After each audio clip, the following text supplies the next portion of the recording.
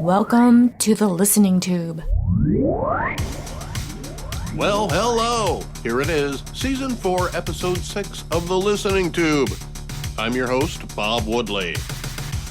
On this episode, we'll hear about the connection between tulips, two kings, and New York City, plus the most important president of the United States. But first... Not the headlines. China edition. A Gizmodo story written by Molly Taft tells a story about a proposed battery factory for the state of Virginia to build batteries for the Ford Motor Company.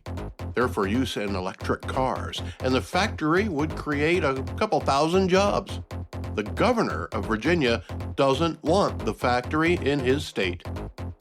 The reason he doesn't want the plant in Virginia is because Ford wants to build it in a partnership with Contemporary Amperex Technology Company Limited, which is a Chinese company and answers to the Chinese Communist Party, the people who brought you TikTok. Personally, I think we should do as little business with China as possible, but Governor Youngkin of Virginia put it this way, according to the story. I've said before that I want Made in America to mean Made in Virginia, but let me be clear. Made in Virginia cannot be a front for the Chinese Communist Party. He's all in favor of the plant if Ford builds it without a partner from China. You may think it's in the best interest of Virginia to bring that factory and those jobs to the state. You may wonder why the coal mines in Virginia are shutting down when it's coal that generates the electricity to charge the batteries they want to make there. You may think that electric cars are how the government will control us. You may think communism is a good idea. But however you feel about electric cars or the Chinese Communist Party is often influenced by how the story is covered. How the story is covered often depends on who's doing the covering. No two people see exactly the same thing in the same way, and in today's journalist climate, it's often the viewpoint of the writer along with help from the viewpoint of the desired audience. The writer of the article I read, Molly Taft, is a freelance writer who's been published in a variety of printed pages as well as online. She often writes about climate change and environmental issues.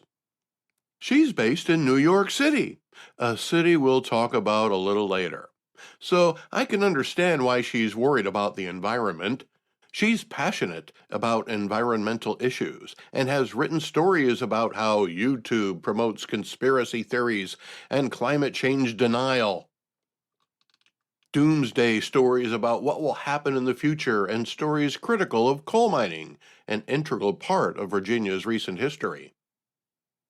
The story Molly wrote was critical of Governor Youngkin's decision to not welcome the plant to Virginia. In fact, she wrote, "All those jobs, it seems, weren't tempting enough for Youngkin." Just days after the news of the Ford and CATL partnership and the possible choice of Virginia as a location broke, the Daily Caller, a right-wing outlet, reported that Republican Governor Glenn Youngkin had instructed the Virginia Economic Development Partnership, a state agency, to take Virginia out of the running for housing the plant. That was kind of a run-on sentence for a journalist to write, so let's break it down. The first part says, all those jobs, it seems, weren't tempting enough for Youngkin. As if the security of our nation isn't important enough to keep a communist government from infiltrating our manufacturing infrastructure. It's better to sacrifice our nation's security than to deny 2,500 people jobs in a factory that's needed because the current administration has vowed to end fossil fuels. A factory that will import heavy metals and other toxins required to build the batteries from the same communist country that wants to control the world. Some environmentalist Molly turned out to be. It seems she'd rather import toxins to our environment and our way of life than support the decision of a Republican governor. She didn't care about those people when the coal mines were threatened. She claims it's all about the jobs and the environment is a benefactor. But if that factory was run by robots, she'd probably be all right with that too, since the robots are making electric car batteries. Now for the second half of the sentence. Just days after news of the Ford and CATL partnership and the possible choice of Virginia as a location broke, the Daily Caller, a right-wing outlet, reported that Republican Governor Glenn Youngkin has instructed the Virginia Economic Development Partnership, a state agency, to take Virginia out of the running for housing the plant. It's clear now why this lady's still a freelance journalist. If I may summarize, when the story broke, she got scooped by the Daily Caller. Her description of it as a right-wing outlet adds nothing to the story except to establish her own political position. A normal journalist would have simply cited the source, i.e., according to the Daily Caller. Then, once she establishes the source with as much disdain as possible, she also requires you to believe it by spelling out what a despicable thing the governor did when he instructed the Virginia Economic Development Partnership, a state agency, okay, Molly, that's redundant, to take Virginia out of the running for housing the plant. Now, getting back to why this is called China Edition. The author of the story quotes another reporter as saying that Republicans are using concerns about Chinese control only to slow down the transition to renewable energy. Molly's own quote from the governor explains why he is against the battery factory, but she presses on with outside opinions about alternative and sinister reasons for the decision, such as claims the Republican Party is looking into other clean energy firms for Chinese connections, as if that's a bad thing, making it sound like only clean energy companies are being singled out. TikTok is not a clean energy company. A lot of public and private institutions are being examined for connections to the Chinese Communist Party, and for good reason. But to Molly, those electric cars are more important than the American way of life. As you know, the person who writes the story doesn't always write the headline. That's often done by an editor. The headline on this story was, Republican Governor nixes thousands of green energy jobs, fearmongers about communism. So that's where we are now. Environmentalists support communism as long as it means we have electric cars. Using fearmongers to describe the act of protecting the very values that make our country great. Look, I'm a supporter of protecting the environment. I want our air, rivers, lakes, and earth to be cared for and cherished. I'm sure Molly Taft cares too. But is building a toxic car battery factory really an environmentally good choice? If Molly was the environmentalist she claims, she wouldn't want any factory at all.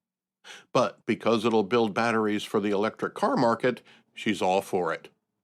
She uses the job creation as an excuse to do so. Her inclusion of support for the Chinese Communist Party makes me wonder where her loyalty lies. The Chinese government has made their intentions clear. They want to become the world's only superpower and impose the communist lifestyle on everyone. Anything we do to advance that agenda is a nail in the coffin of the American way. If there's any doubt that China is America's adversary and not a partner, just this week a Chinese engineer was sentenced to 8 years in prison for spying. A CNN story by Nectar Gan describes a Chinese man who came to the United States to go to school for electrical engineering. He did well. After graduating from the Illinois Institute of Technology in 2016, he ended up joining the U.S. Army Reserves under a program that accepted foreign nationals if their skills are needed. As it turns out, the Chinese army was already putting his skills to work. He was tasked with providing information about other engineers and scientists who might be sympathetic to the communists and recruitable to do more spying. He was further tasked with obtaining information about technologies being studied in the U.S., especially that involving aerospace and satellite discoveries. What may have tipped American authorities off was a lie on an application to join the Army Reserves. He confided in an American spy posing as a Chinese representative what his plans were, which included taking photographs inside aircraft carriers, getting access to classified databases that contained scientific research, and more. Plus, this Chinese spy wasn't new. He was reportedly working for another Chinese spy who was sentenced to 20 years in prison last year. That guy was found guilty of also trying to steal aviation and aerospace secrets. He was captured in Belgium and was the first Chinese spy to be extradited to the United States to face trial. Both were arrested in 2018.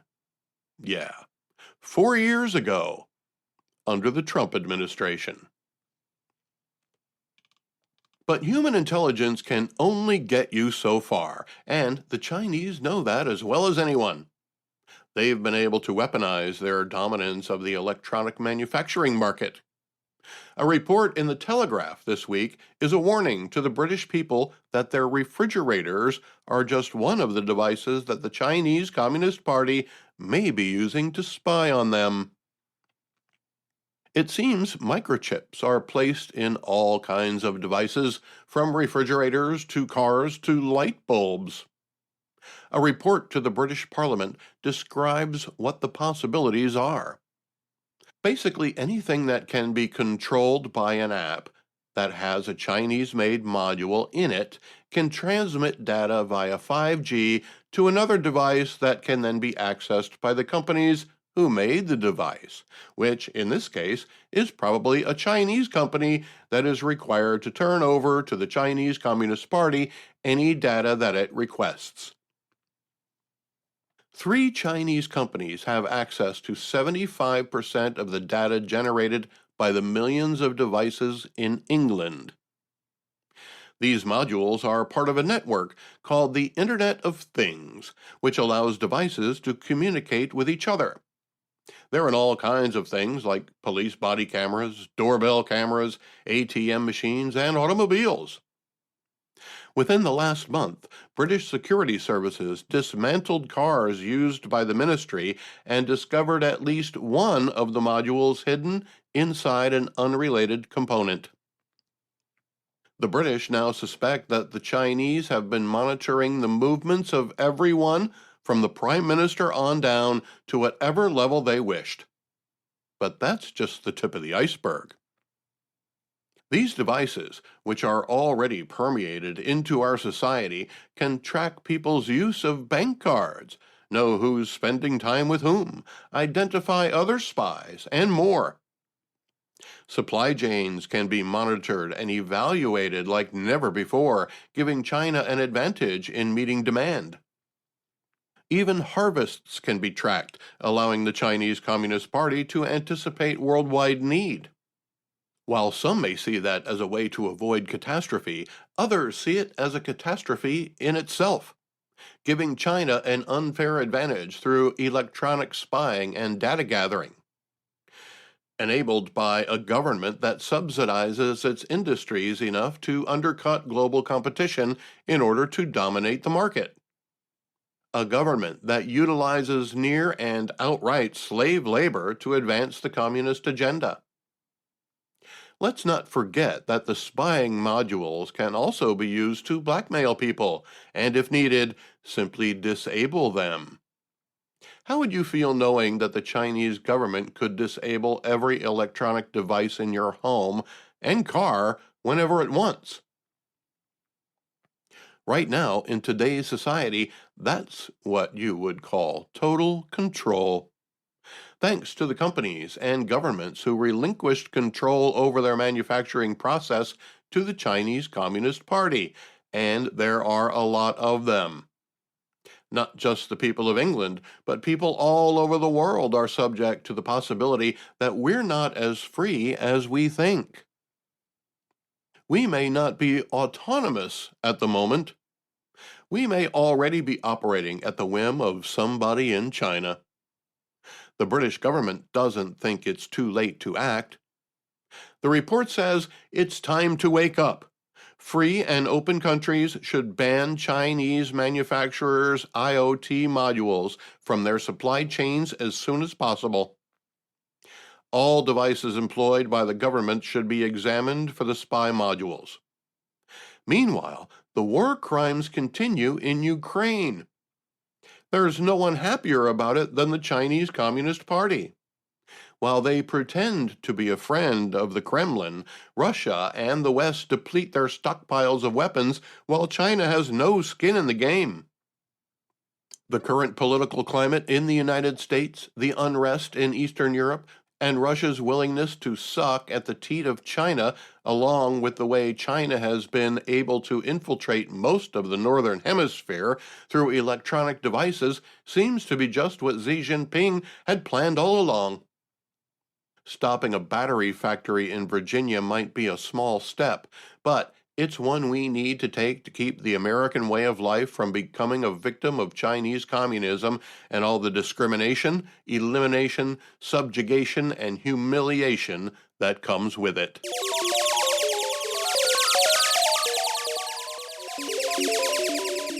Let's go back through the listening tube for This Week in History. This week in 1637, in what is now called the Netherlands, tulip mania collapses. No, I'm not talking about the tulips on your face. I'm talking about the flowers they grow there. The place is famous for them. Sellers could no longer find buyers for their bulb contracts, and many existing contracts had to be settled through arbitration when the tulip bubble burst. The price of tulips skyrocketed, partly because of what was called broken tulips, which had unique color characteristics that could be duplicated only through the buds of the plant and not through the seeds. Practically none of the bulbs and plants that were bought and sold in the market actually changed hands. It was all contractual agreements. Prices for tulips rose quickly, only to crash in February of 1637. According to History.com, it's regarded by historians as the first example of an economic bubble bursting and was lampooned as a folly of herd mentality. In reality, it only really affected those who could afford to lose some money. There were plenty of them, though, as this was the Dutch Golden Age, when the area had the highest per capita income in the world. But the legends built around tulip mania are still used as a cautionary tale today. If I were to assign a moral to the story, I would say it's don't gamble if you can't afford to lose. This week in 1649, King Charles I of England is beheaded. He had been found guilty of treason. After all, his style of rule resulted in not one, but two English civil wars, the first one in 1642. He surrendered in the second one in 1646 and was captive until 1648, when he was brought before a court where he was sentenced to death. The leader of the victorious party was Oliver Cromwell, who would become leader of England when the monarchy was abolished. He would lead until his death in 1658. In less than a year, his successor would flee England and the monarchy would be reinstated.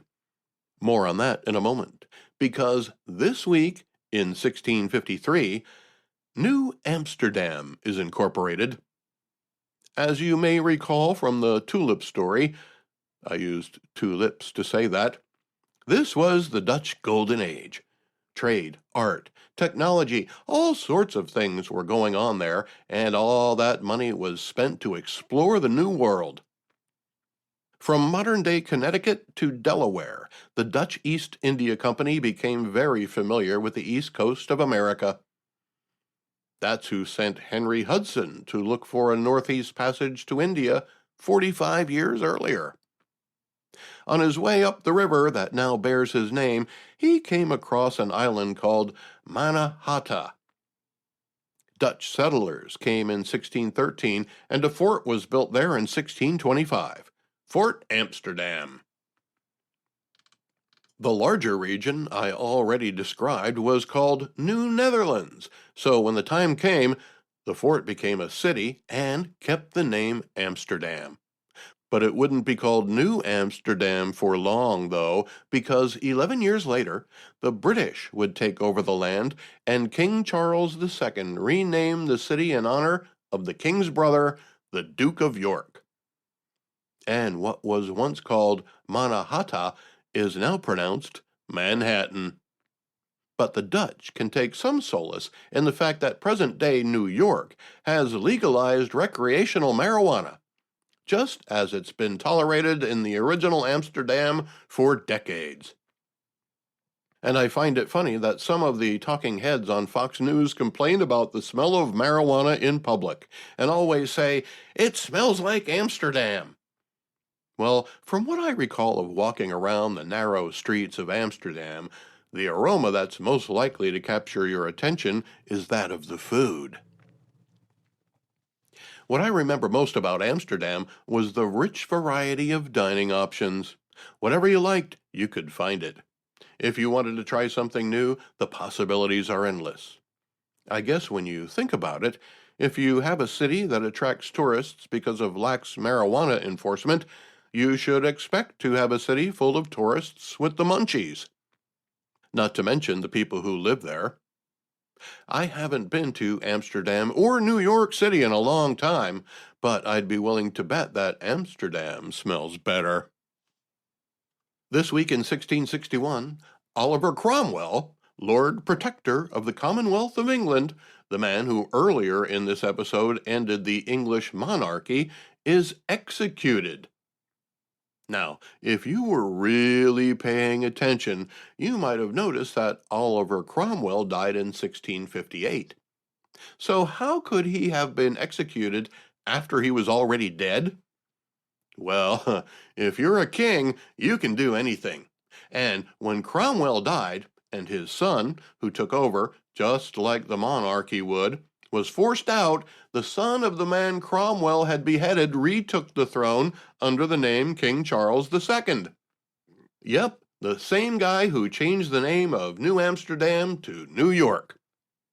On the 12th anniversary of the execution of King Charles I, who was dethroned by Cromwell, King Charles II had Cromwell's body exhumed and his remains hanged in chains. His body would later be tossed in a pit. His head would not be reburied until 1960, 300 years later. Like in America, there are arguments about memorializing Cromwell.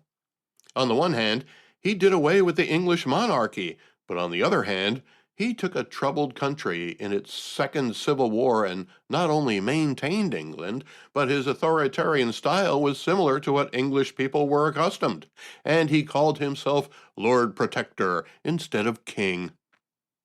The monarchy still holds a grudge, but the people and many modern-day historians seem to see him as the man who guided England through a troubled time and is worthy of reverence. As a proverbial poke in the ribs, one of the first ships to be commissioned for the 1776 American Revolutionary War was named the Oliver Cromwell. That's right, we did it. Put that in your atomizer and spray it on your neck, because it only took a little more than 100 years until this week in 1789 that George Washington is unanimously elected as the first president of the United States by the U.S. Electoral College. Now, I'm not going to get political here. We can talk about the Electoral College and how some think we should get rid of it, or we could talk about the storming of the Capitol in 2021 in an attempt to disrupt the work of the election process. But that's not what I think is the most noteworthy thing about George Washington being elected to be the first president of the United States of America. It's not that he was a great leader or a general or that he served as president without a salary, having only his expenses paid. No, it was what he did after the next election. He let somebody else become the second president of the United States of America. He probably didn't have to. He had loyalists and he had control of the Army and the Navy. At any time during his presidency, George Washington could have said, I think I like this job. I'm going to keep it for a bit longer. Oh, and there will be some other changes around here too. This was when the vision of America was truly fragile. It wasn't until John Adams was sworn in as the second president in a peaceful exchange of power that the path of American history was destined to become what it is today. This week in 1845, The Raven is published in the New York Evening Mirror, the first publication with the name of the author, Edgar Allan Poe. Spoiler alert, he was dead the whole time. This week in 1848, John C. Fremont is court-martialed for mutiny and disobeying orders. So, who's John C. Fremont? I'm going to look that up. He's gonna look it up. He's really gonna do it. I want the truth! You can't handle the truth!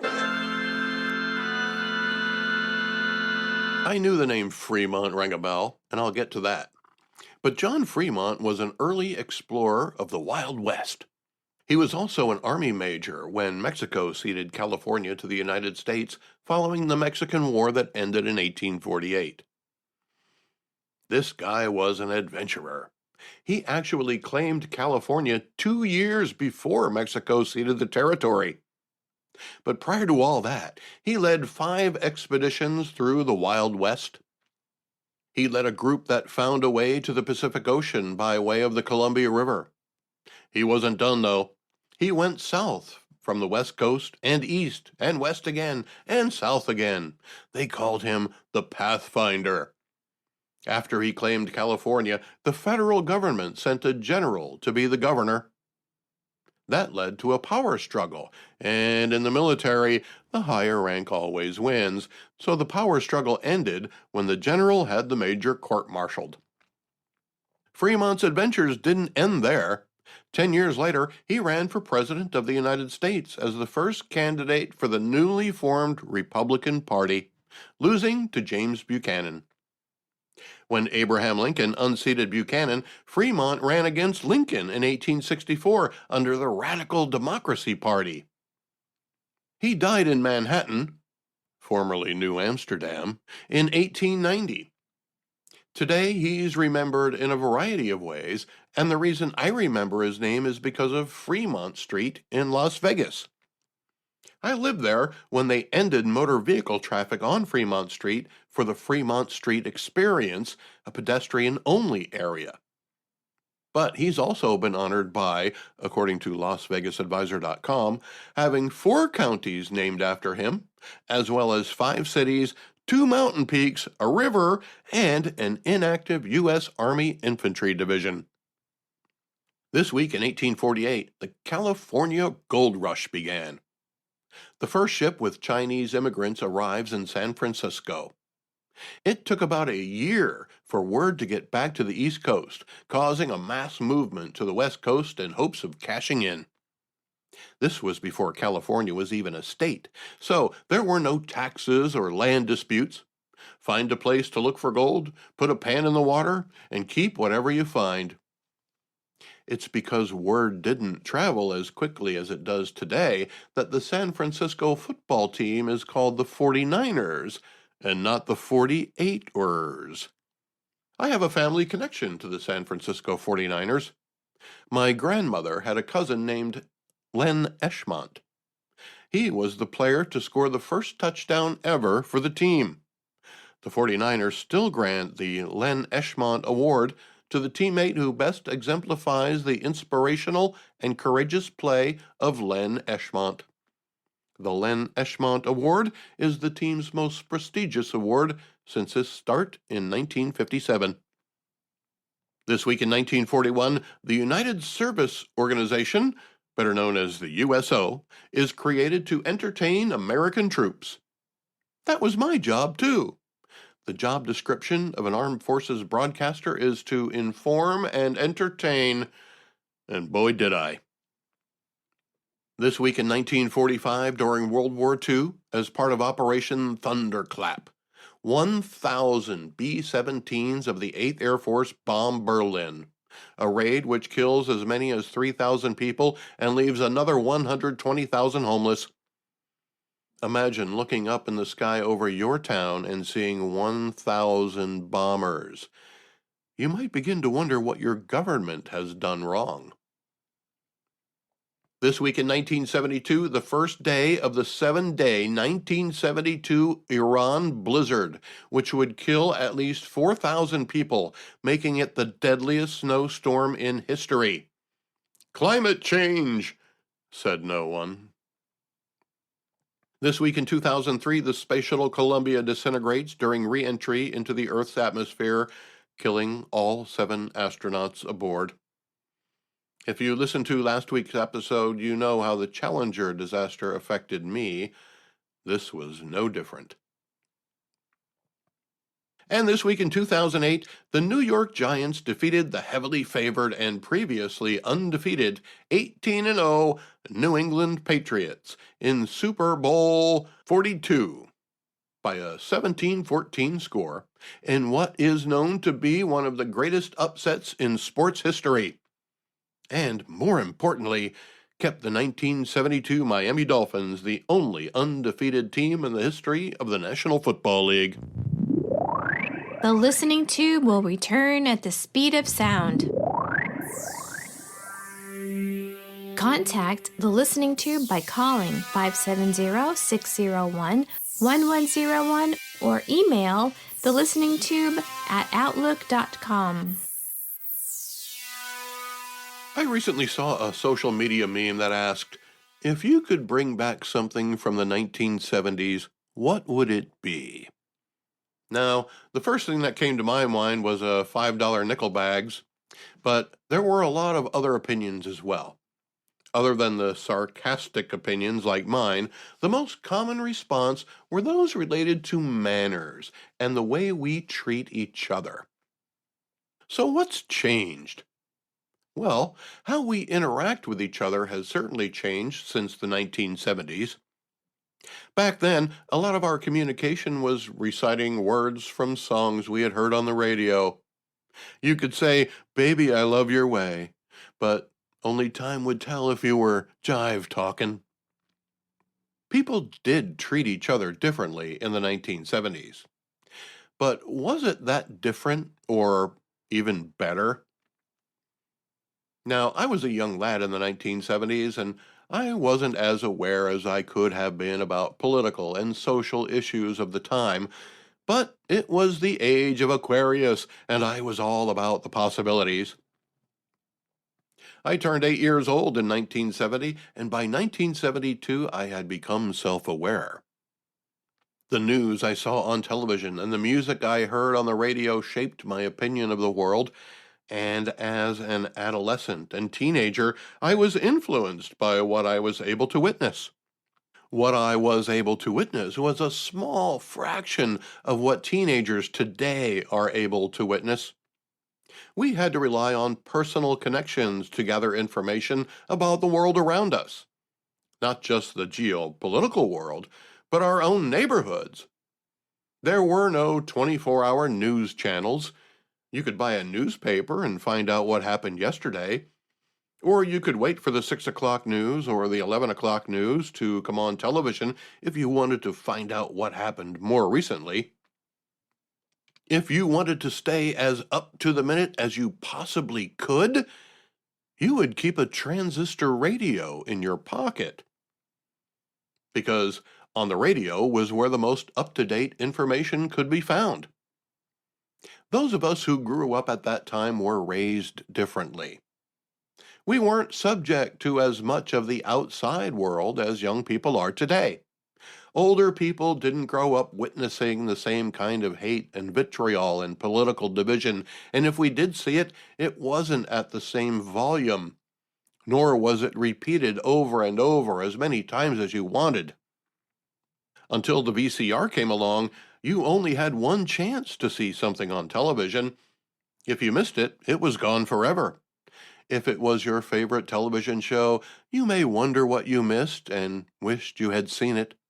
But if it was the news, you didn't know what you missed unless someone else told you about it. But you still didn't get to see it for yourself. We simply relied on each other more back then. We had to. We didn't have devices in our pockets that contained practically all the known information on the planet and beyond. We were more interactive with each other and therefore had more experience interacting with each other. If you weren't courteous with other people, you would be excluded from the valuable information and gossip available.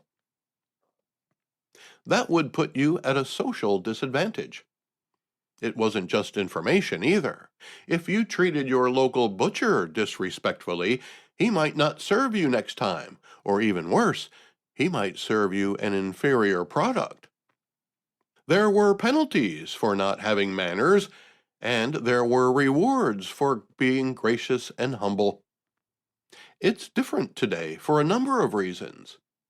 The ability to gather information on our own without personal human connection has made it possible for us to stay in the loop, so to speak, without having to rely on each other for inside information about our immediate environment. Social media has replaced the human connection by funneling everything through your personal communication device. Your personal communication device doesn't have feelings, and you can be a total ass to your phone and it will still do whatever you wish within its capabilities. You can drop it in the urinal, crack the screen, subject it to photographs of weird things growing on your body, even spit on it. As long as it still works, there's no repercussion for how you treat it. It's still beholden to you. There's really nothing you can do, no way to treat it poorly enough that it won't do what you ask. As a result, the need for manners in order to gather information is now moot. But what about products and services? The butcher may not have the proverbial dish on the latest gossip, but he's got what you wish to put on the literal dish on your dinner table. Now, when it comes to small mom and pop businesses, you might still have to watch your P's and Q's. But corporate policies have changed the way we interact with many of the people we encounter when purchasing products or services. While being disrespectful to the butcher might get you an inferior product, being disrespectful to the employee at the grocery store or the major retailer might get you an apology and a discount on your next purchase. People take advantage of store return policies. Some major retailers don't even seem to have a return policy, as they'll take back whatever you bring in and give you a refund, even if you don't have a receipt, even if you didn't buy it there. If there's a problem a store manager can make go away with a sorry and a coupon, that's what'll happen. The customer is always right mentality has unleashed a torrent of abuse by people who realize their bad manners have no repercussions, but rewards. When people aren't held accountable for their actions, those of us with no empathy will run roughshod over those of us who are mandated to accept it. There was a reward for having good manners. Now there's often a reward for being an ass. So next time you wonder why kids these days don't have the same manners as older people, one of the answers is that there is no longer a reward for having good manners. We've replaced the rewards of personal exchanges of information with a device, and we've rewarded bad manners with corporate policies that don't hold people responsible for their behavior. We can't blame the young people for not having the same set of values and the manners that come with them if there's no longer an advantage to them. None of this happened overnight. It's been a slow process that has now evolved into more than bad manners, but an increase in personal crimes.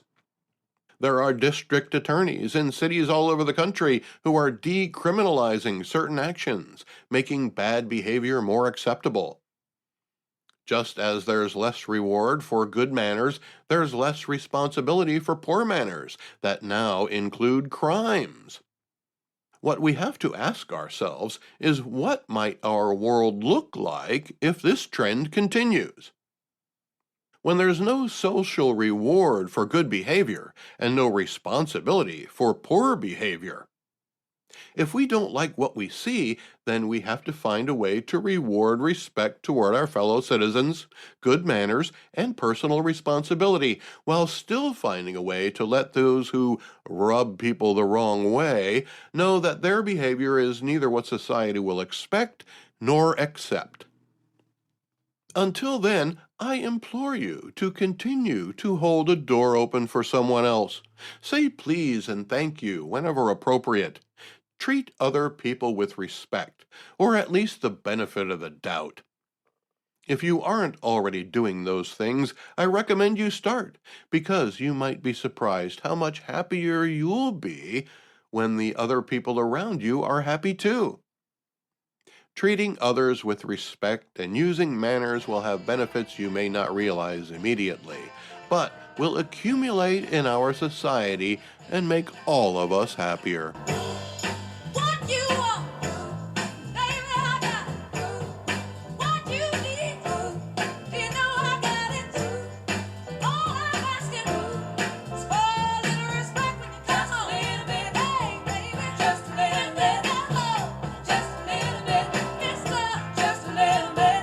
The Listening Tube is written and produced by yours truly. Copyright 2023. Thank you for putting your ear to the Listening Tube. I'm your host, Bob Woodley, for Thou Ad Infinitum.